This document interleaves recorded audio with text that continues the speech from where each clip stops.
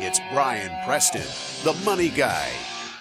Active versus passive investing. And I think we did this on purpose. If we didn't, we're just going to pretend like we did. What a wonderful segue to talking about back in 2002 where there was this like alphabet soup of the A shares and the B.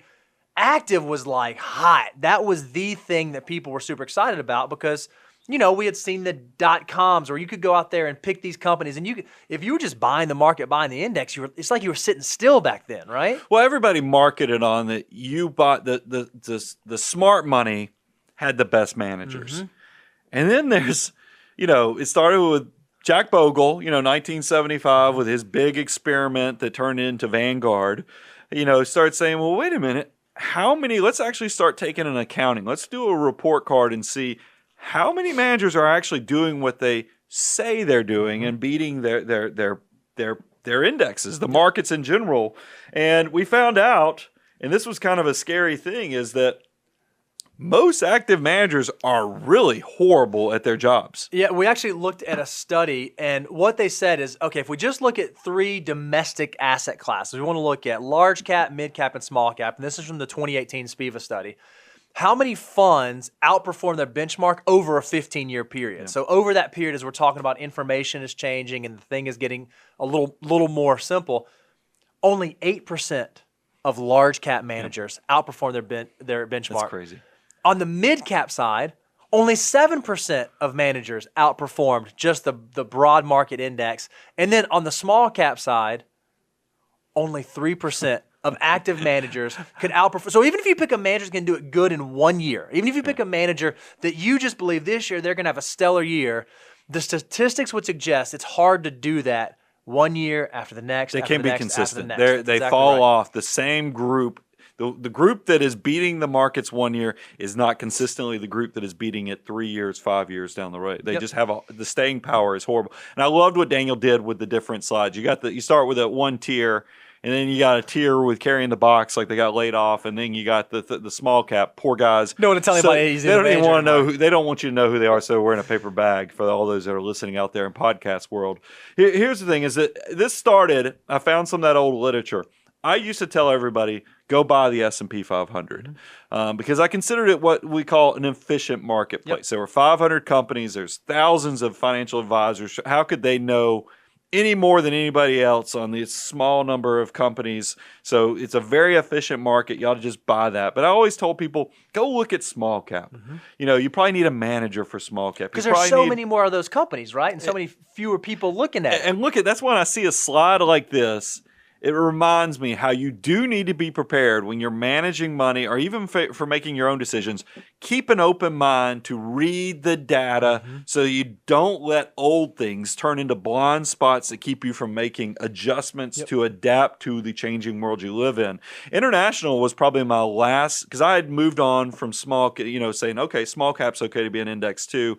International was probably my last holdout because I was like, well, but the thing is even if you could figure out if you had an efficient economy, there's so many different countries that have, if you don't have analysts looking at those countries, how could you even have an efficient way to track those markets? Well, because of technology, there's so many indices out there that it's much easier to get hold of these things. So we pretty much love indexes on about everything. Now I will tell you, this is the only counterpoint. It's like when the federal government was pumping out. So they had the printing press running and they were doing the quantitative easing and stuff.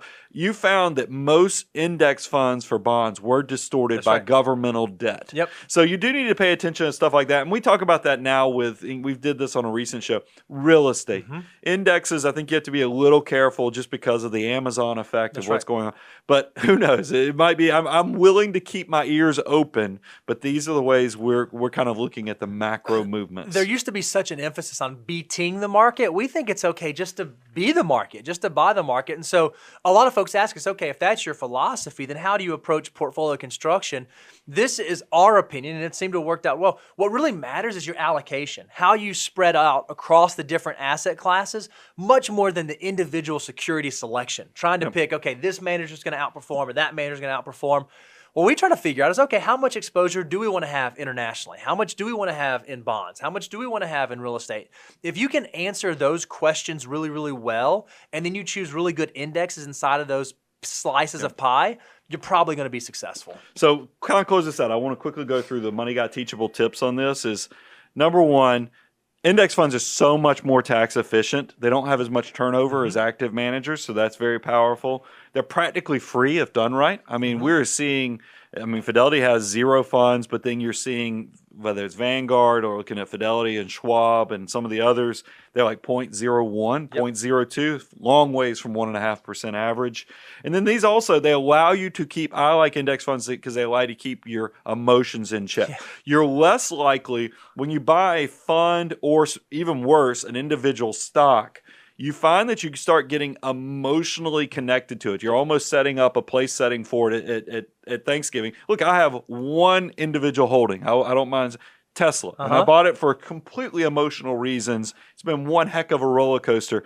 It is irrational compared to the way I look at my total portfolio, which is primarily index funds. So I tell you the same thing. And by the way, if you go use that and beat me, club me over the head that I just confessed that I own one stock, it's a very small portion to my total investable net worth. So it really is a play thing, if that makes sense. So there is nothing wrong with matching the market, since matching the market probably beats between 70 to 80% of the managers are out there. That's a winning long-term proposition. Love it.